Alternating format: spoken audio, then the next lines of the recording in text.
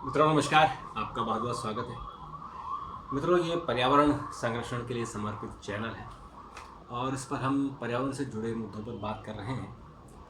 आज हम बात करेंगे कि इस देश में क्लाइमेट चेंज के कारण यानी जलवायु परिवर्तन जो हो रहा है उसके कारण क्या क्या दुष्प्रभाव हो रहे हैं। तो आज हम हीट वेव की बात करेंगे क्योंकि दुष्प्रभाव तो बहुत कुछ हो रहा है।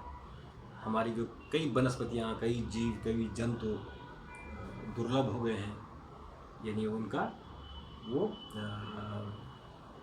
उनका सफाया हो गया है क्योंकि जलवायु परिवर्तन के कारण। तो ये तो आप भी जानते हैं, सभी जानते हैं कि जो क्लाइमेट चेंज हो रहा है, जलवायु परिवर्तन हो रहा है, उसके कारण हमारी धरती का जो तापमान है वो औसत तापमान करीब करीब 2 डिग्री सेल्सियस बढ़ गया है और उसके कारण ग्लेशियर बहुत तेज़ी से पिघल रहे हैं। समुद्र तल का जो स्तर है वो बढ़ रहा है और जलवायु परिवर्तन के कारण जगह जगह जो हीट वेव यानी जो लू चल रही है, गर्म हवाएं चल रही हैं और कहीं बहुत भयानक बारिश हो रही है, बाढ़ आ रही है, कहीं सूखा पड़ रहा है, कहीं चक्रवात आ रहे हैं। तो उन सब का कारण एक ही है, वो है जलवायु परिवर्तन। तो इस वक्त चूँकि उत्तर भारत में भयानक गर्मी है और दिल्ली में एक दिन 52 डिग्री टेम्परेचर चला गया था। आप सोचिए 52 डिग्री सेल्सियस, जबकि दिल्ली में नॉर्मली 45 से 46 डिग्री से ऊपर नहीं जाता था। और 13 जून को यानी कल जो दिल्ली का तापमान था वो 47 डिग्री था और दिल्ली का जो पानी है, जो टैंकों में का पानी भरा हुआ है, जो छतों में टैंक है, उनका पानी उबलता हुआ पानी आ रहा था और सड़कें एकदम सन्नाटा छाई हुई थी क्योंकि लोग इस स्थिति में नहीं कि इतनी धूप में घूम सकें। और जो बसों में जो लोग चलते हैं उनकी बड़ी बुरी हालत थी। और हम अगर उत्तर प्रदेश की बात कर लें, बिहार की बात कर लें, पंजाब की, हरियाणा की, राजस्थान की, गुजरात की, मध्य प्रदेश की, तो यहाँ भी सड़कों पर सन्नाटा है और पानी का हाहाकार मचा हुआ है क्योंकि दिल्ली में तो यमुना है नहीं। यमुना दिल्ली वालों ने बर्बाद कर दी, मार दी, यमुना की हत्या हो गई है। और जो उत्तराखंड से यमुना का जितना पानी आ रहा है उसे हरियाणा रोक देता है क्योंकि वो उसको भी पानी चाहिए पीने के लिए। बड़े बड़े शहर हरियाणा में डेवलप हो गए। तो दिल्ली में झगड़ा चल रहा है कि दिल्ली में पानी नहीं है। पानी कहाँ से होगा? जब हिमालय से आएगा पानी तब तो होगा।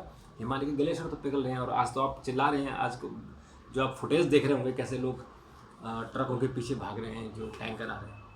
और 5 साल बाद तो ये भी नहीं होगा। 5 साल बाद तो बहुत सारे ऐसे देश हैं कि जहाँ पानी के लिए राशनिंग हो गई है। तो इस पर हम फिर किसी दिन बात करेंगे। आज हम बात करेंगे कि जो उत्तर भारत में हीट वेव चल रहे हैं उनकी क्या स्थिति है। दरअसल इस वक्त जून है और नॉर्मली हमारे यहाँ मानसून जो है केरल में तो आ गया है और केरल से थोड़ा सा ऊपर उसकी प्रगति हुई है, लेकिन उत्तर भारत में यानी मध्य प्रदेश से ऊपर उसको आने में समय लगेगा। समय मतलब कि 28 जून 30 जून के आसपास। तो अभी जो हीट वेव है, ऐसा जो स्टडी है 15 सालों में कि उड़ीसा में इस साल 27 हीट वेव चली है और ये 2008 और 2016 में 19 चली थी।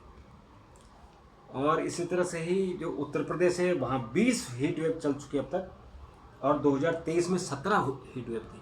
अब सोचिए, हीट वेव का मतलब होता है कि जब भयानक धूप चल रही हो और लू चल रही हो, अगर बीच में बारिश हो जाती है या ठंडी हवा चल जाती है तो लू का असर प्रकोप कम हो जाता है।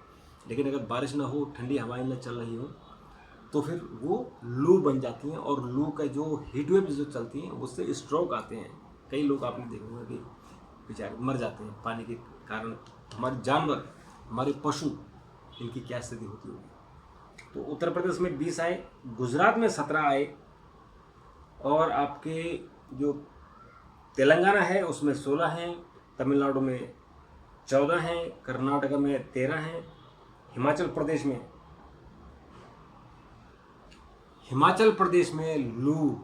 12 लू चल चुके हैं।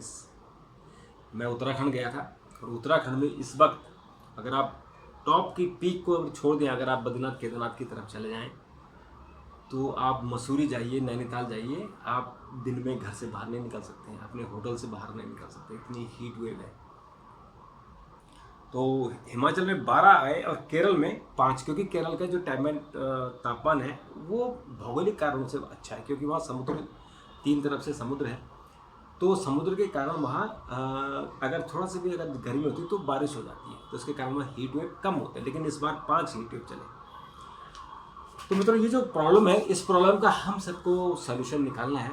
खैर, हम तो उसमें किसी गलती में नहीं आते हैं, हम तो केवल जन जागरण कर सकते हैं, क्योंकि जिनको काम करना है वो बड़े देश हैं, अमेरिका, जापान, जर्मनी, रूस, इनको काम करना है, क्योंकि ये अपने इंडस्ट्रियल प्रोडक्शन कम नहीं कर रहे हैं, और कम नहीं करेंगे तो कार्बन उत्सर्जन ज़्यादा होगा और उससे क्लाइमेट चेंज होगा, और फिर आप लोग, हम लोग जितने हैं वो पानी के लिए तरसते रहेंगे। मित्रों, अगर आपका कोई सुझाव हो तो ज़रूर दीजिएगा, उसे मैं आगे वीडियो बनाऊँगा। तब तक नमस्कार, थैंक यू, धन्यवाद।